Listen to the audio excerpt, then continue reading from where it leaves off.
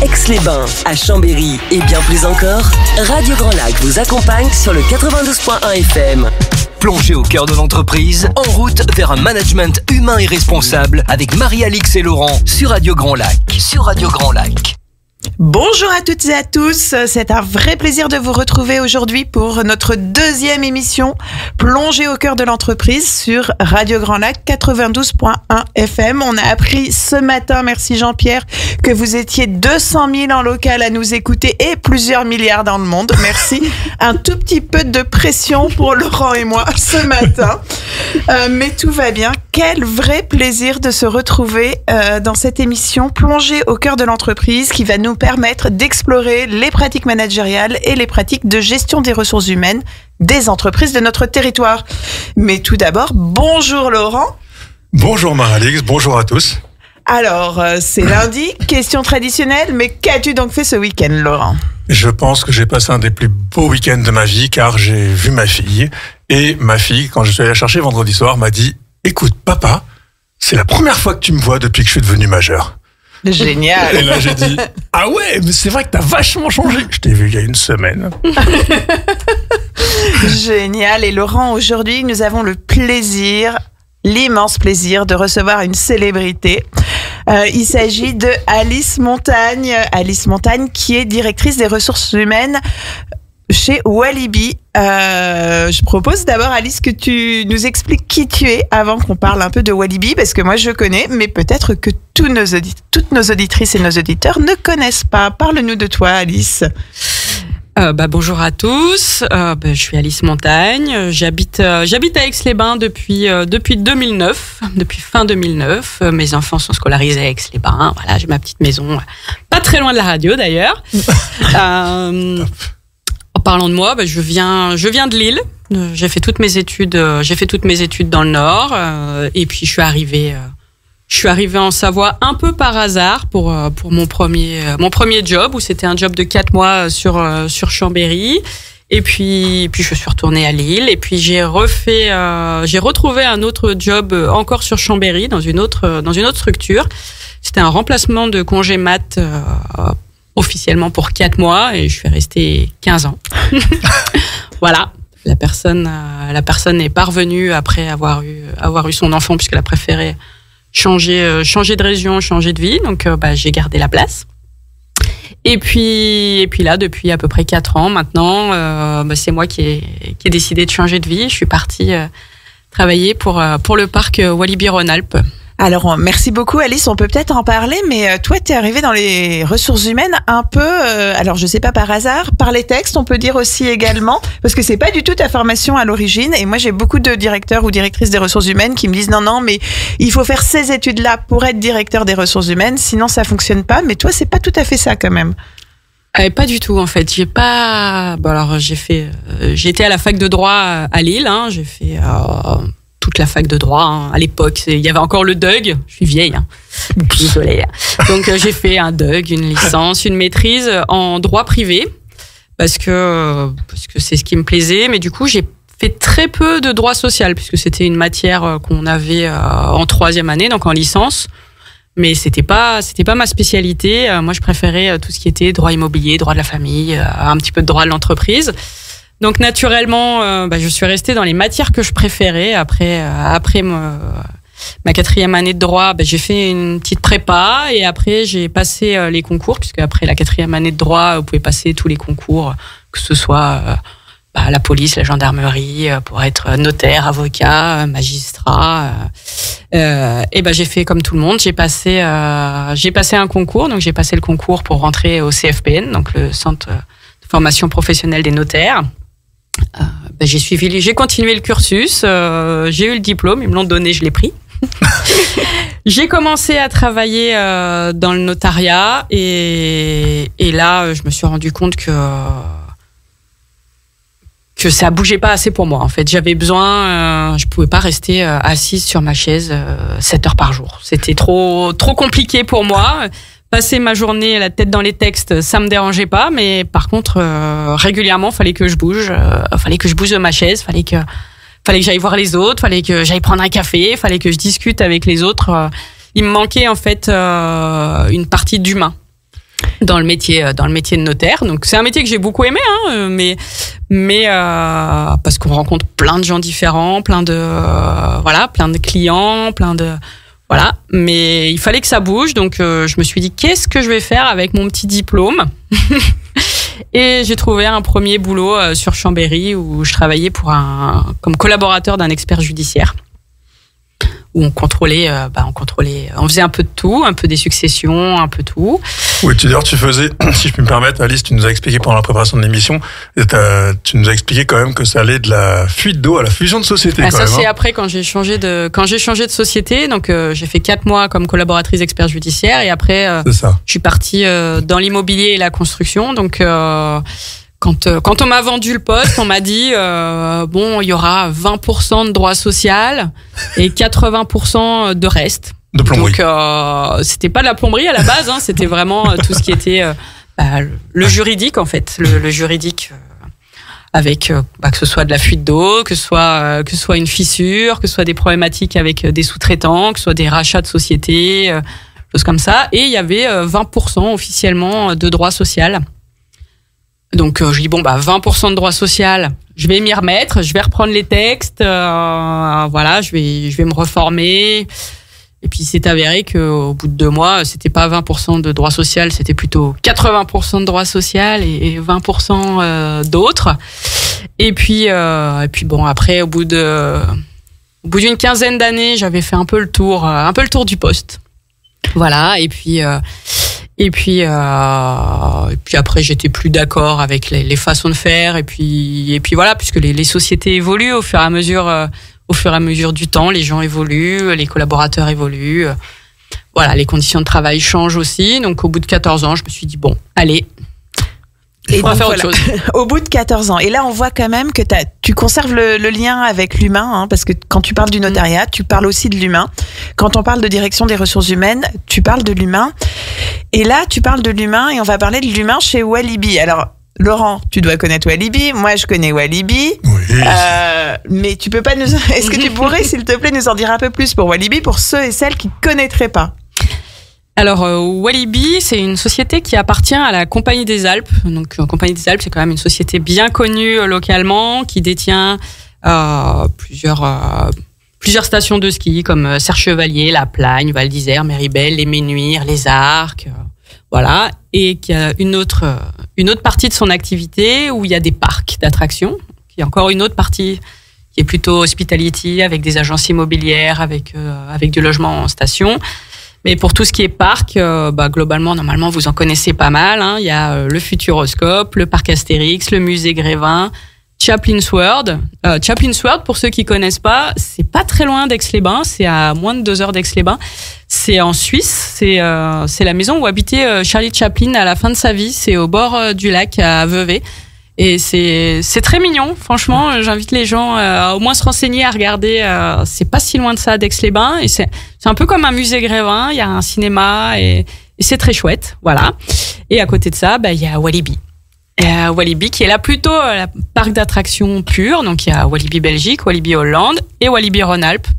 Et à Walibi Rhône-Alpes, on est situé aux Avenières. Donc c'est entre Chambéry et Lyon. Donc globalement, c'est entre 35 et 40 minutes d'Aix-les-Bains. Et humainement, ça fonctionne comment un parc d'attractions? Parce que j'imagine bien, on arrive, on a des manèges, on a des gens qui nous accueillent, mais en fait, on voit rien du tout de la machinerie qui est derrière. C'est une machinerie qui est plutôt bien rodée. Parce qu'on n'est pas ouvert toute l'année, donc on a des gens qui sont là toute l'année, qui sont permanents. On a une 60aine de personnes qui sont là pour s'occuper de l'entretien de toutes les machines. Alors quand on dit entretien, c'est vraiment tout ce qui est maintenance, voilà, tout le recrutement, toutes les formations. On a notre 60aine de permanents. Et après, quand on commence à ouvrir, on a pas mal de saisonniers qui viennent avec des contrats plus ou moins longs. On essaye de s'adapter à nos salariés. Hein. On a des salariés qui viennent chez nous plutôt pour avoir un complément de salaire, qui veulent travailler par exemple 1 jour par semaine le dimanche. Par exemple, ils sont là, ils veulent faire de la plonge ou un métier juste 1 jour par semaine parce que ça fait un complément de salaire ou un complément de retraite. Voilà. Et à côté de ça, on a des gens qui sont plutôt des saisonniers professionnels, on a des étudiants, on a On a un peu tous les âges, puisqu'on commence à recruter à partir de 16 ans. Alors, on peut pas faire tous les métiers à partir de 16 ans, mais on recrute à partir de 16 ans jusqu'à... On a des retraités, voilà. Des gens en cumul emploi-retraite. Ça leur permet aussi de se maintenir en activité, de voir plein de monde. Et voilà, et ça fait des super managers puisqu'ils ont une expérience.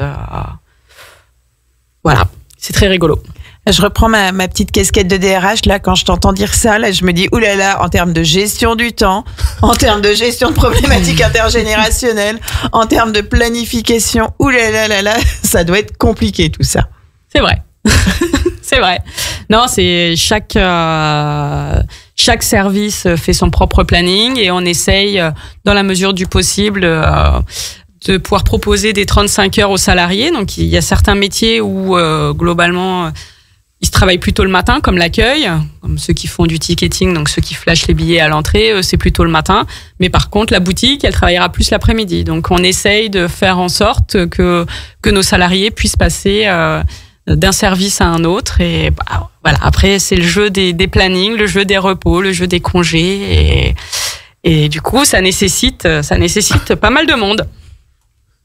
Une sacrée agilité pour une DRH que je qualifierais un petit peu comme un rock'n'roll, n'est-ce pas ? C'est ça.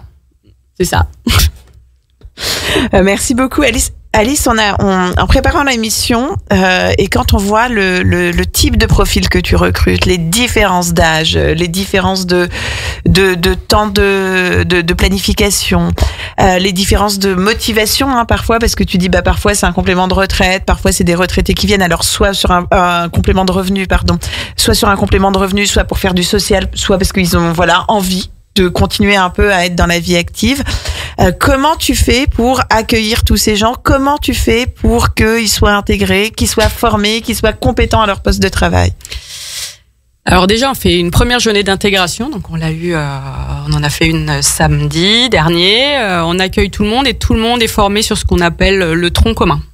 Donc tout le monde reçoit la même dose d'informations, on va dire, les mêmes informations. Et après, chacun est formé par ses managers dans son service. Et on essaye de faire en sorte que tout le monde cohabite au mieux. Et en fait, les jeunes sont très contents d'avoir des managers plus âgés. Et inversement, certains plus âgés veulent pas être managers et préfèrent être managés par des petits jeunes parce que ça les booste un peu. Et c'est assez rigolo parfois les conversations parce que forcément ils vivent pas la même chose et ils le vivent pas de la même façon. Quand on parle de TikTok à quelqu'un qui est retraité, il connaît pas forcément. Et puis parfois il connaît. Et du coup, ça fait des conversations très rigolotes entre nos salariés.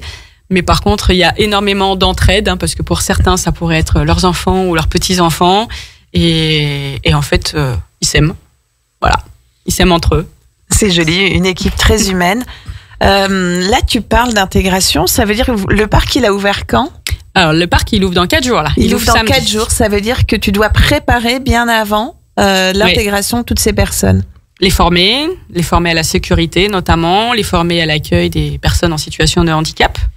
Parce qu'on accueille pas mal de personnes en situation de handicap, quel que soit le handicap.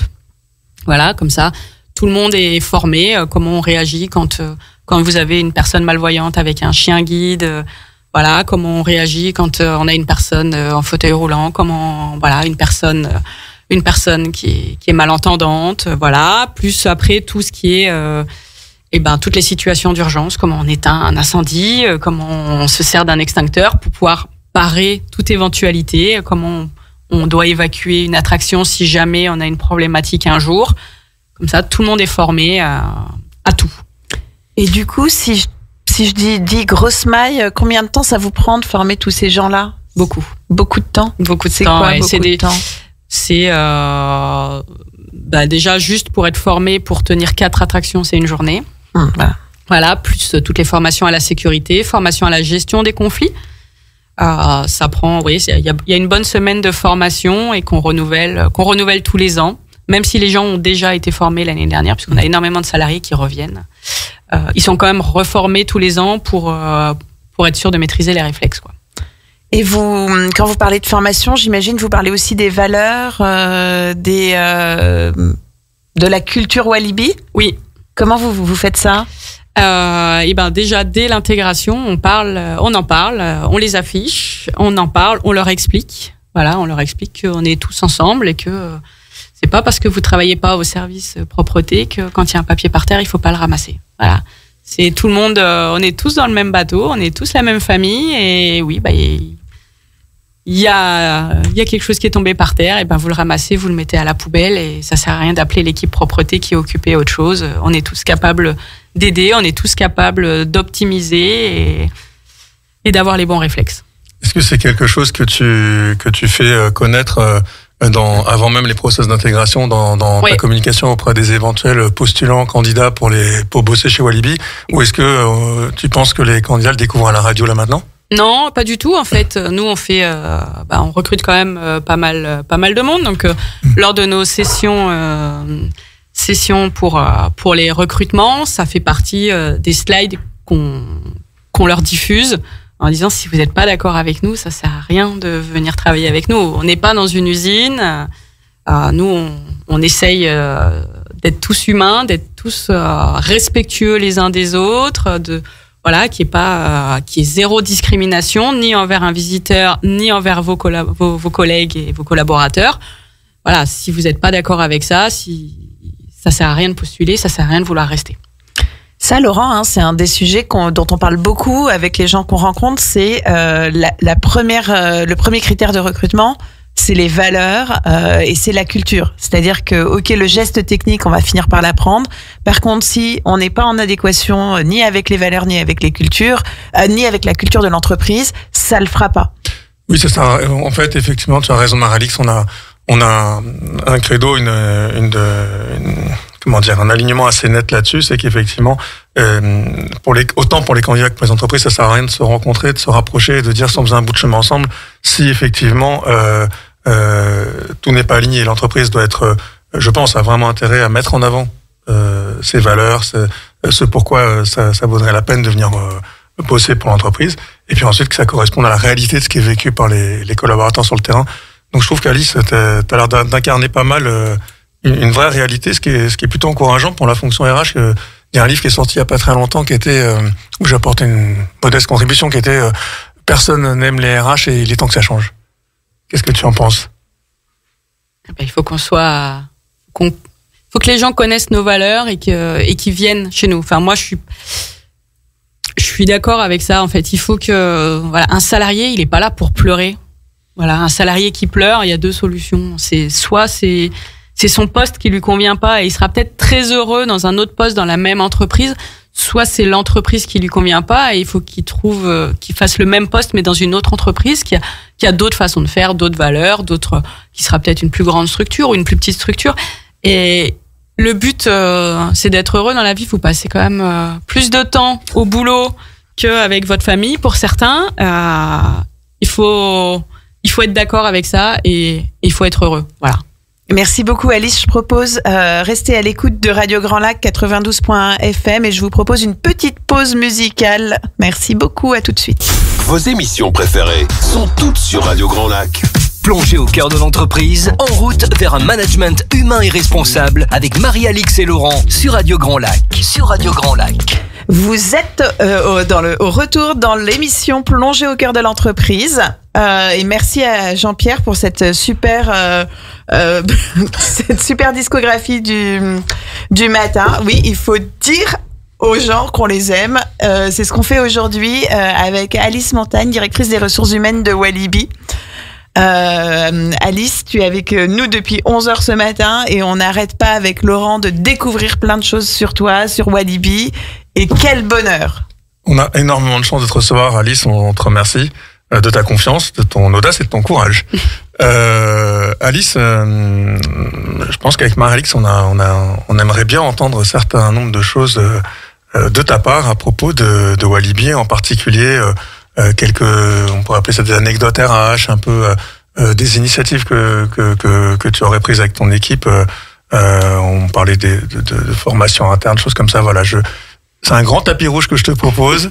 Qu'est-ce que tu as envie de nous raconter pour nous faire vivre un peu Walibi de l'intérieur, d'une façon au-delà de tout ce qu'on a abordé en première partie d'émission?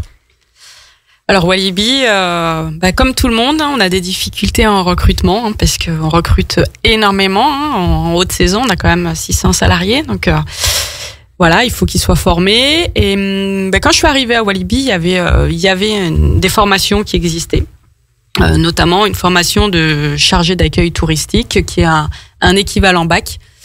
Et en discutant avec les salariés qui étaient formés, parce que c'est des formations longues sur 1 an, la problématique c'est que ils étaient en stage chez nous, mais ils allaient en cours à Villefontaine. Parfois c'était loin pour eux. Villefontaine, c'est en allant plutôt vers Lyon, donc il fallait qu'ils s'organisent entre eux parce que tout le monde n'a pas le permis, tout le monde n'a pas de voiture. Et ils avaient une autre problématique, c'est que tout le monde n'avait pas d'ordinateur, tout le monde n'a pas forcément l'argent quand vous êtes jeune et que vous devez déjà payer votre loyer pour avoir un ordinateur. Donc j'ai rencontré pas mal d'organismes de formation et on a créé en interne ce qu'on appelle nous la Walibi School. Donc on a créé une école en interne. Donc on a 3 classes. On a chargé d'accueil touristique et de loisirs qui est un équivalent bac. Et en fait, on organise dans le parc, on leur a créé une salle de classe et ce sont les profs qui viennent. Donc, on a organisé ça avec Pantera qui est sur Chambéry. Et voilà, les profs viennent et on leur fournit l'ordinateur. Ils ont tout sur place. Ils ont tout chez nous. Comme ça, s'ils habitent à côté, c'est beaucoup plus simple pour eux. Ils n'ont pas besoin de prendre de logement. Ils n'ont pas besoin d'autres voitures. Ils ont tout sur place, les cours et leurs stages. Donc, c'est des formations qui sont sur 9 mois et ce sont des formations diplômantes qui sont reconnues par le gouvernement. Donc, ça leur donne un diplôme. Parce que c'est bien de former les gens, mais quand il y a une reconnaissance derrière, c'est encore mieux. Voilà. Et voilà, petite anecdote, c'est un équivalent bac. Donc, j'ai une salariée qui a 2 ans. Quand elle a eu sa remise de diplôme, elle pleurait en me disant, voilà, j'ai eu mon bac la même année que ma fille. Wow. Voilà. Wow. Voilà, c'est des choses qui marquent. Voilà. Après, on a deux autres classes. Non, puisque pour nous, c'est des classes. Donc, on a le CQP employé de restauration rapide.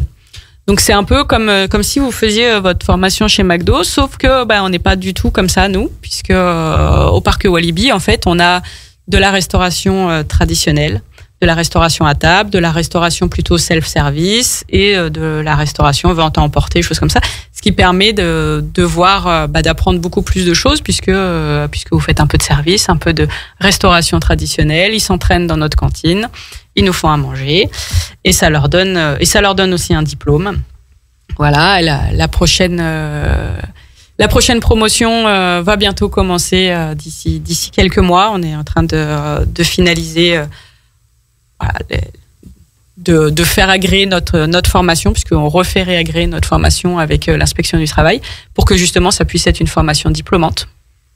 Et on a une 3e classe qui est un CQP opérateur de maintenance. Donc la première année, il faut un CQP opérateur. La 2e année, donc ça c'est organisé avec l'UMM qui est à Chambéry. Donc c'est pareil, c'est une formation diplômante et après ils deviennent des véritables techniciens de maintenance. Donc, ils commencent juste parce qu'ils sont passionnés de mécanique ou passionnés de, des petites vis, des petits boulons, choses comme ça, où ils veulent voir comment ça fonctionne, parce que, en fait, souvent, c'est ça. Les gens veulent savoir comment ça fonctionne, comment ça marche un coaster, comment ça marche. Et ils font leur cursus et on en emmène certains jusqu'au bac plus 3. Donc, pour nos auditeurs, CQP, sauf de ma part, c'est certificat de qualification professionnelle. Exactement. C'est des formations diplômantes reconnues par le gouvernement et qui vous donnent un diplôme au même titre que le bac ou le brevet, qui sont des diplômes délivrés par l'éducation nationale. Sauf que nous, on n'est pas éducation nationale. Donc, les diplômes ont des noms un peu différents, mais ça reste des diplômes en bonne et due forme, valables partout. Ça compte quand même. Et du coup, Alice, si j'ai pas d'études, c'est grâce à ces formations-là que, je vais pouvoir me former, je vais pouvoir acquérir un diplôme. Ça prend combien de temps? C'est quoi l'alternance avec les stages? Parce que parfois, quand j'ai pas fait d'études, c'est que j'étais pas forcément douée pour ça. Tout dépend quelle formation vous voulez faire. Le CQP restauration rapide, c'est plutôt une formation de 5 à 6 mois. Le CQP opérateur de maintenance, c'est plutôt 7 mois, alors que chargé d'accueil touristique et de loisirs, c'est plutôt une formation plus longue sur à peu près 10 mois. Et l'alternance se fait, tout se fait chez nous. Donc en fait, vous venez quasiment tous les jours. Ça, c'est Voilà, un petit vous bonheur. êtes en gros, quand le parc est ouvert, vous êtes chez nous, et quand le parc est fermé, vous êtes en cours. Bon, bien évidemment, on respecte les repos, choses comme ça, Mais du coup, Voilà. il y a bien une alternance entre la pratique Exactement. et un peu plus de scolaire, et donc c'est adapté à tout le monde. exactement, c'est adapté à tout le monde. Là, quand notre chargé d'accueil touristique et de loisirs, ils sont 12 ou 13 cette année. L'année dernière, ils étaient 13. Voilà, ils ont des cours. Et l'année dernière, il y a une personne qui a arrêté en cours d'année. Voilà, parce que pour des raisons X ou Y. Mais sinon, tout le monde a passé l'examen. Tout le monde ne l'a pas validé. Il y en a un qui l'a validé partiellement et qui doit repasser un module. Mais D'accord, ce sont donc des il a- vrais examens. Il a la chance de pouvoir repasser le module. Moi, ma question, c'est, ok, mais les gens après, ils restent chez toi ou Eh ben pas forcément. Il y en a qui restent parce que ils sont passionnés de parc, passionnés de nos métiers, de l'accueil, choses comme ça. Il y en a un qui m'a dit qu'il avait trouvé un CDI à l'accueil d'un cinéma. Il y en a qui partent dans l'hôtellerie. Voilà. Le but, c'est de leur mettre le pied à l'étrier, de les remettre un peu sur le chemin et de l'école et de la formation. Et voilà, qu'ils apprennent plein de choses. Par exemple, dans le chargé d'accueil touristique et de loisirs, ils ont des cours d'anglais. Ça, des fois, c'est un peu dur de s'y remettre. Ils ont des cours d'informatique, mais ils ont aussi, par exemple, des cours de langue des signes. Voilà, pour que tout le monde puisse, pour qu'ils puissent signer, pour qu'ils puissent recevoir les clients, savoir être poli, gentil, savoir demander aux gens comment ça va, choses comme ça, et répondre. Voilà, c'est des choses que nous on a mis en place qui font partie maintenant intégrante du diplôme et qu'on a demandé comme évolution aux organismes de formation. Et ça, on revient aux valeurs d'inclusion, de diversité. Je me souviens quand on a préparé l'émission, tu nous as parlé d'une anecdote. Alors, on donne pas de nom, hein, bien sûr. Mais souvent, il y a des gens qui nous disent, mais moi, personne me veut au travail, j'y arrive pas. Et je crois que tu as une petite anecdote là-dessus à nous raconter. Exactement. Donc, on est allé avec mes collègues chez Pôle Emploi. Donc, on a organisé une réunion d'information collective. Voilà. On leur explique ce qu'on fait. Alors parfois, certains, il faut que ça fasse un peu de chemin dans leur tête puisqu'ils sont trop éloignés de l'emploi pour nous dire ok, je viens. Voilà, faut qu'ils prennent conscience, choses comme ça. Et à la fin de cette session, on recevait toutes les personnes qui étaient intéressées pour peut-être travailler chez nous. Et une fois qu'on a fini ça, on était dans une salle et il y a quelqu'un qui frappe à la porte. Et qui nous dit, bah voilà, moi j'étais pas à votre réunion, j'étais avec ma conseillère, mais en fait je voudrais travailler, mais personne veut de moi parce que je suis handicapée. Je dis, bah déjà tu vas t'asseoir, on va discuter, on va essayer de comprendre. Et il nous dit, moi j'aimerais bien travailler chez Walibi parce que ma maman elle a travaillé chez Walibi et j'aimerais bien. Mais le problème, c'est que je suis boulanger, mais j'ai développé une allergie à la farine et je peux plus être boulanger.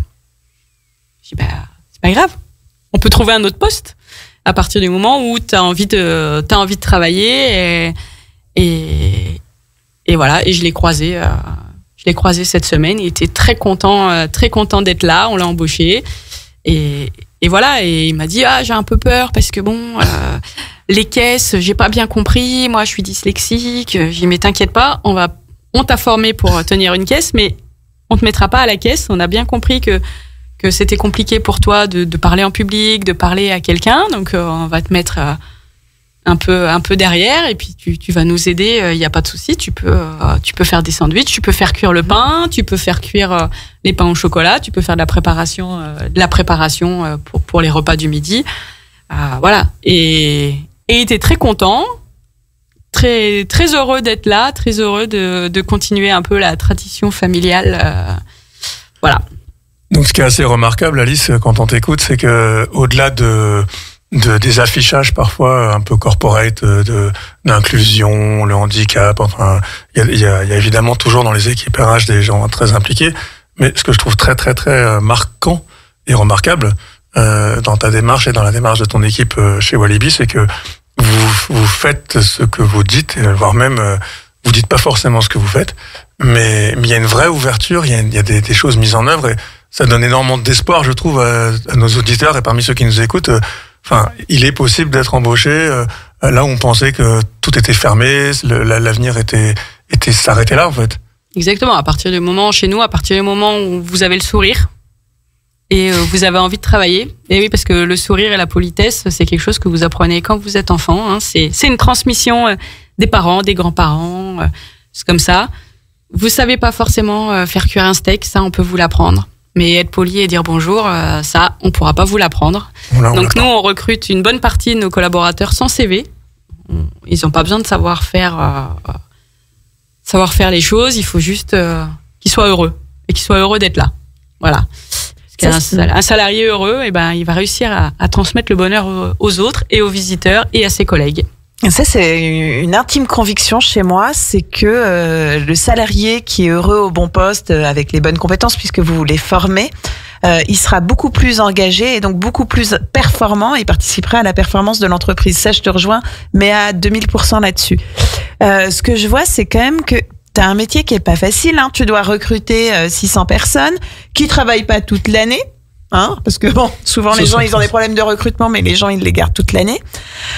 Tu dois les former, tu dois les intégrer, et en plus il faut qu'ils soient heureux d'être là. Donc tout le monde n'est pas toujours heureux d'aller au travail, on le sait.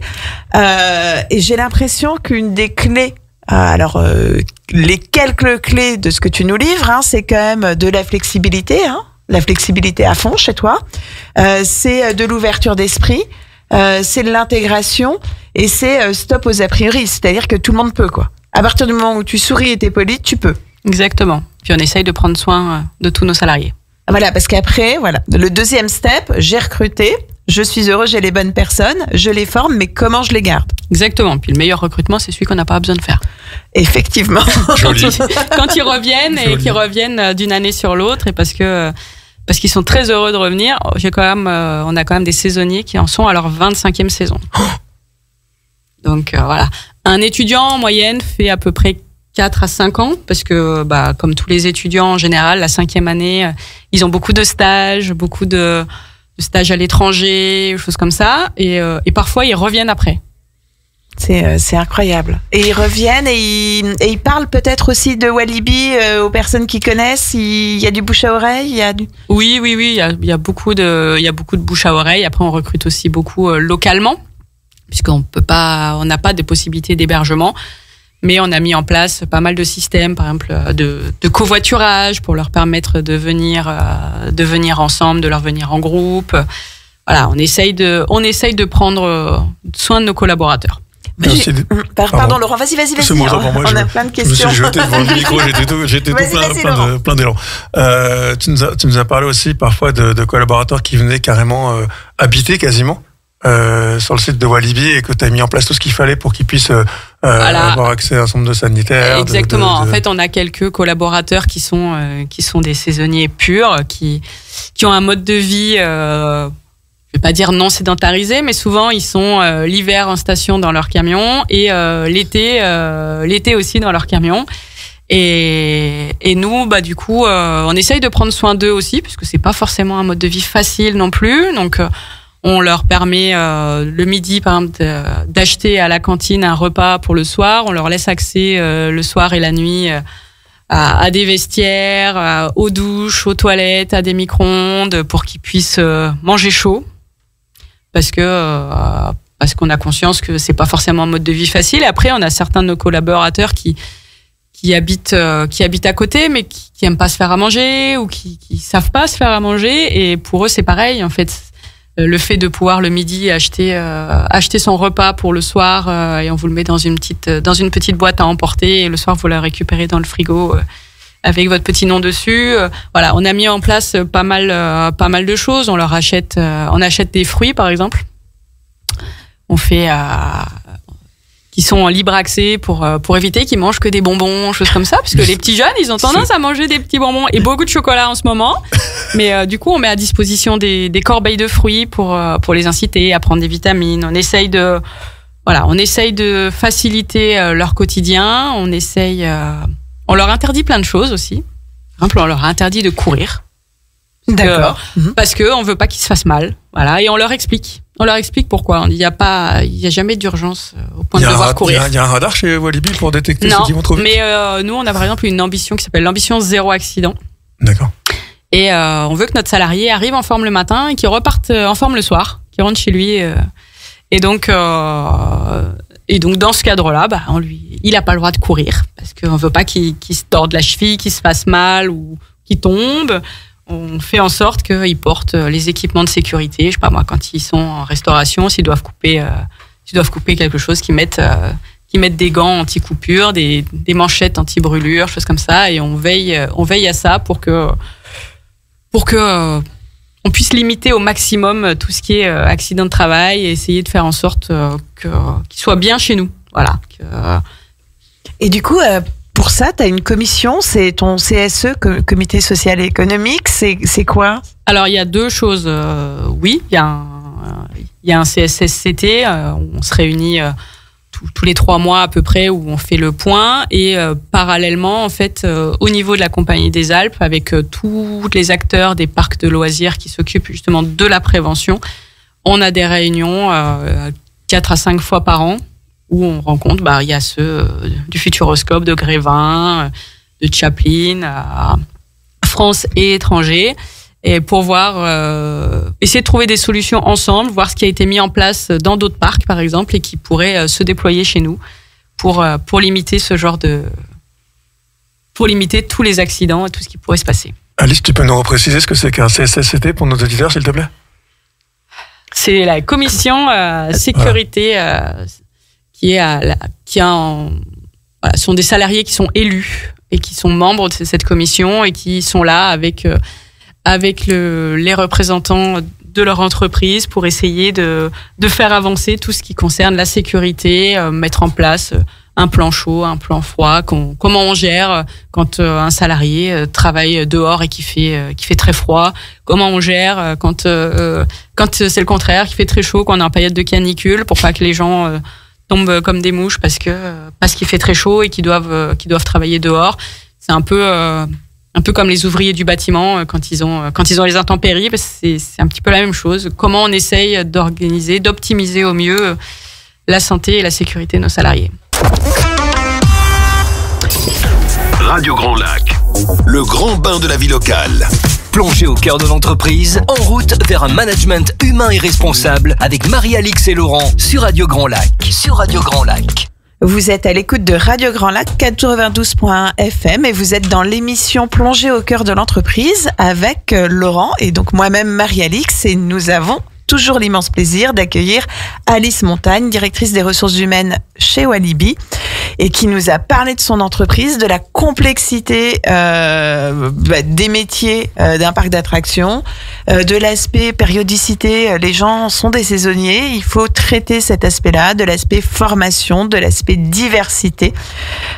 Et on va peut-être maintenant aussi parler un peu de l'aspect recrutement, mais en amont je suis rentrée chez Walibi. C'est comment je fais pour rentrer chez Walibi. Tu nous as parlé de France Travail tout à l'heure, mais moi j'ai trop envie de venir travailler chez toi. Moi aussi. Comment ça se passe? Alors déjà, toutes nos annonces sont sur notre site internet, donc ça permet à tout le monde de postuler et de voir ce qu'on propose. Alors là, actuellement, je vous cache pas que nos recrutements sont déjà faits en très grande majorité. Il nous reste quelques postes pour le mois d'août sur les attractions, donc pour des plus de 18 ans. Et après, on va vraiment, dès fin août, commencer à re-recruter pour la période des vacances de Toussaint, pour Halloween. Parce qu'Halloween, c'est une très forte période chez nous où on a énormément de visiteurs. Et en plus des spectacles qu'on a toute l'année, on a des maisons hantées, donc on a besoin aussi de collaborateurs, d'une centaine de collaborateurs en plus. Voilà, mais là, pour cette année... globalement, le gros de nos équipes est déjà recruté. Tout se fait sur notre site internet, donc les gens peuvent postuler. Et après, ils sont recontactés par la chargée de recrutement qui les convie à une petite réunion, session de recrutement, où ils sont une quinzaine, parfois un peu plus, et où on leur présente le parc. pour qu'ils comprennent bien là où ils vont mettre les pieds. Qu'on leur présente nos valeurs, qu'on leur présente les postes, parce que en fait, pour qu'un salarié soit heureux, il faut aussi qu'il puisse choisir un peu. Donc après, ils ont pas forcément, voilà, si vous voulez absolument faire des attractions et qu'on n'a plus que de la place en restauration, on n'a plus que de la place en restauration, donc on va vous le proposer. Ou parfois, ce sont les emplois du temps des personnes qui sont pas forcément compatibles avec ce qu'on peut proposer. Celui qui peut travailler que le dimanche, par exemple, sera plus facilement en restauration que sur une attraction où on a besoin qu'il y ait de la continuité sur toute la semaine.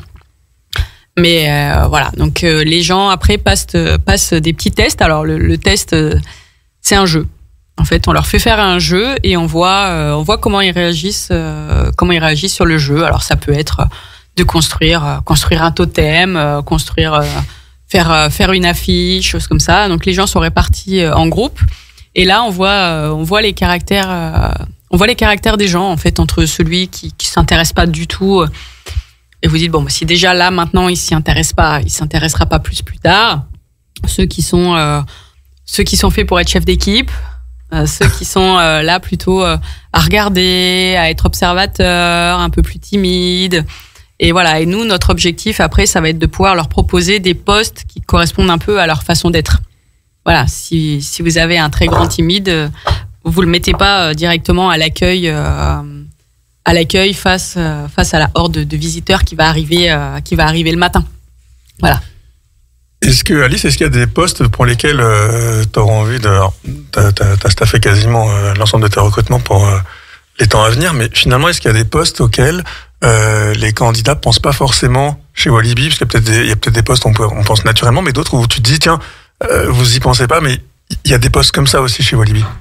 C'est ça. En fait, les gens ne connaissent de Walibi que les opérateurs d'attractions, que un peu tout ce qui concerne l'accueil, la boutique, mais ils pensent pas que on a par exemple un poste de secours en interne, qu'on a une costumerie qui s'occupe des vêtements du personnel, qu'on a un accueil RH, puisque tous les matins nos salariés sont accueillis par l'accueil RH, voilà, qui est là pour répondre à toutes leurs questions, que ce soit la mutuelle, quelle que soit la problématique.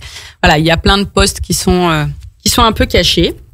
Voilà, on a aussi des commerciaux, on a du marketing, on a de la comptabilité, voilà. Mais ça, on le présente justement quand on reçoit nos candidats, en leur disant voilà, sachez qu'il y a ça aussi qui existe. Voilà, on a un très gros service espace vert, on a un très gros on a des services animation, il faut aussi faire la mascotte, et les gens ne le savent pas forcément. Donc ça leur permet d'avoir un peu l'éventail des postes, et après ils se positionnent de 1 à 5 leurs préférences, et nous après on essaye de faire coller leur disponibilité avec nos besoins. Tu peux découvrir par exemple quelqu'un qui vient pour les attractions, qui finalement va se dévoiler quelqu'un de génial pour les espaces verts par exemple. Exactement.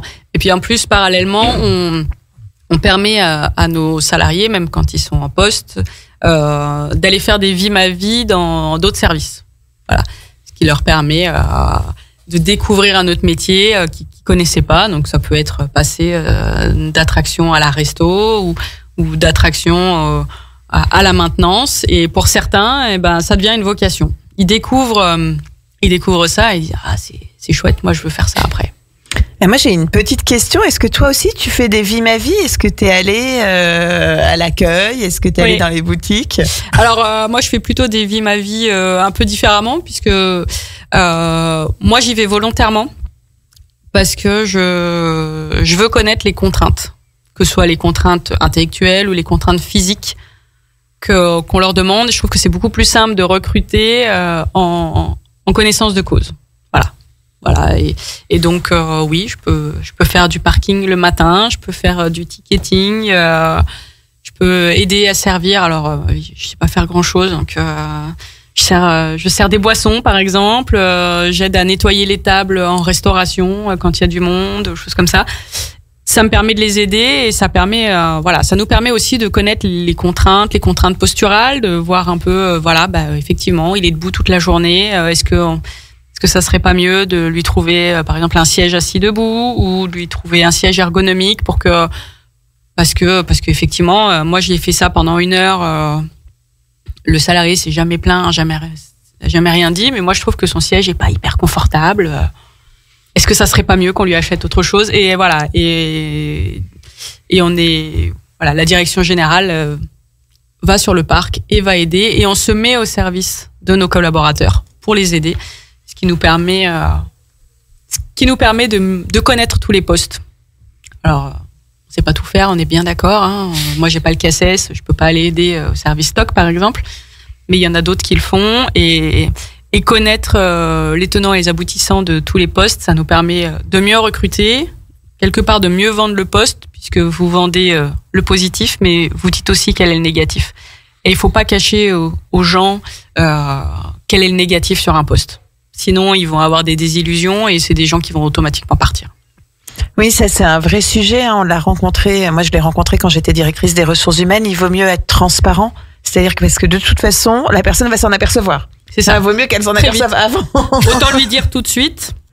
Autant lui dire tout de suite et qu'elle prenne le poste en connaissance de cause, même si c'est difficile. Il vaut mieux dire c'est difficile, mais voilà, vous acceptez la difficulté, c'est bien, vous venez chez nous, vous acceptez pas et c'est pas grave, mais on se le dit tout de suite. Exactement. Plutôt que de perdre du temps et de l'argent. Plutôt que de former la personne pour que après derrière elle nous dise ah oui mais c'est un poste où on est debout toute la matinée. Mais oui, c'est ça, c'est un poste où on est debout toute la matinée. Si vous aimez pas être debout, que vous voulez absolument un poste assis derrière un bureau, il faut pas qu'on vous mette debout à l'accueil, quoi.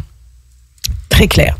Alice, on a beaucoup parlé de Walibi. On a découvert, enfin, en tout cas, moi j'ai découvert, mais je pense que c'est pareil pour Laurent, une entreprise extraordinaire parce que vous accueillez, vous êtes ouvert, vous développez les collaborateurs, vous êtes transparent dans le sens où vous dites quand c'est facile, quand c'est difficile. Vous dites ce qui est autorisé, vous dites ce qui est interdit. Donc bravo pour tout ça. Mais je sais que tu fais au-delà de Walibi, de tes engagements professionnels, tu es aussi engagé dans des associations et dans une association que je connais bien depuis plusieurs années pour y être adhérente, qui est l'ANDRH de Savoie-Mont-Blanc. Est-ce que tu veux nous en parler? D'abord, qu'est-ce que l'ANDRH? Parce que je pense qu'il y a des auditrices et des auditeurs qui ne savent pas. Alors l'ANDRH, c'est l'Association nationale des DRH. Donc c'est une association qui regroupe, alors on est par zone, hein, nous c'est Savoie-Mont-Blanc, donc globalement c'est Savoie, Haute-Savoie, les DRH dans une communauté, ce qui nous permet de discuter ensemble de nos difficultés, de nos projets, de s'échanger des idées, des bonnes pratiques, de poser nos questions quand on est face à une difficulté. C'est un peu comme tout le monde, hein, quand vous avez un problème, vous préférez en parler à un ami plutôt qu'aller en parler à votre avocat. C'est le même concept. Vous demandez un peu aux autres comment vous avez géré cette problématique-là, et toi, qu'est-ce que tu as mis en place dans ton entreprise? Moi, j'ai mis en place des fruits, par exemple, et d'autres disent « Ah, super, et t'es passé par qui? Est-ce que t'as fait un comparatif de prix ?» et ça nous permet d'échanger, de se poser les questions. Et du coup, entre RH, on se voit à peu près tous les mois. Parfois, c'est juste entre nous pour discuter technique juridique, management. Et parfois, c'est avec des extérieurs, donc ça peut être avec l'URSSAF, avec le centre des impôts, avec l'inspection du travail, avec la sécurité sociale, pour justement nous permettre de fluidifier les relations, parce que on a besoin d'eux, ils ont besoin de nous, on a besoin d'eux, et autant qu'on se connaisse, voilà, et qu'on puisse développer la parole et avoir des relations de confiance, même si on se méfie toujours. Mais on a la chance d'avoir une très très bonne ambiance à l'ANDRH Savoie-Mont-Blanc. On a un prochain atelier bientôt sur les addictions d'entreprise de mémoire. Ouais, organisé avec la sécurité sociale, exactement. Et je dois dire quand même que moi qui depuis plus d'une vingtaine d'années, je me suis dit un jour j'adhérerai à l'ANDRH. Puis en fait je l'ai pas fait jusqu'à ce que je me dise allez, cette année c'est la bonne. Et depuis 2024-2025, 2024-2025, j'avoue que j'étais assez surpris et agréablement surpris J'avais plutôt l'image d'une organisation un peu plus politique, policée. C'est pas du tout le cas. Enfin, en tout cas, en Savoie-Mont-Blanc, je trouve qu'on a une chance fantastique, c'est qu'il y a cette espèce d'implication concrète, avec des exemples concrets, des échanges entre pairs ou entre nous. Et je crois que ça permet effectivement de débroussailler, d'échanger, d'être... Ça, on a une diversité d'entreprises qui nous permet d'aller sur de nombreux terrains. Certains gèrent des très grosses structures, d'autres juste parfois de la PME. Il y a plein de secteurs, que ce soit de l'agroalimentaire, un peu d'industrie. Alors il y a peu d'industrie en Savoie, mais il y en a quand même un petit peu. Il y a des remontées mécaniques. Il y a des parcs d'attractions, il y a de la sécurité. Il y a de quoi faire. Voilà, il y a des transports en commun, des entreprises de vente, des supermarchés, choses comme ça. Et ça nous permet à tous de discuter entre nous et de voir ce qui est mis en place et surtout de prendre les bonnes idées de chacun. Oui, puisque ce que ça permet aussi également, c'est, on parle souvent de la solitude du dirigeant, mais on parle rarement de la solitude du directeur ou de la directrice des ressources humaines, et ça permet un peu de briser ça pour se retrouver tous ensemble. Exactement, parce que quand vous êtes seul face à 500 ou 600 collaborateurs, ou parce qu'on vous pose une question auquel vous n'êtes pas forcément prêt, ça vous permet d'avoir du soutien. Le temps file. Merci beaucoup Alice, merci Laurent. Restez à l'écoute de Radio Grand Lac 92.1 FM et surtout à 13h, restez avec Mireille et son émission Place aux associations qui met en avant les associations et les bénévoles de notre territoire. Retrouvez également Sonia à 17h dans son émission Grandiose en 2 mots. Quant à nous, nous nous retrouvons dans 15 jours sur Radio Grand Lac dans l'émission Plongée au cœur de l'entreprise. Laurent, un petit dernier mot avant que je rajoute. Simplement, je voulais faire un clin d'œil à Benjamin qui a invité dernièrement Éric Chomard et Alexandre Marion du Centre de gestion de la fonction publique territoriale de la Savoie qui avait annoncé le premier salon de l'emploi territorial en Savoie qui se déroule demain au phare à Chambéry de 9h à 18h. Il y aura un ensemble de conférences et il sera question d'offres d'emploi et de métiers dans la fonction publique territoriale. Merci beaucoup Laurent, et tout de suite retrouver Maxime, l'information de la vie locale avec Maxime à qui nous souhaitons une très belle fête ainsi qu'à tous les Maximes. Bonne journée. Bonne journée à tous. Radio Grand Lac, votre radio.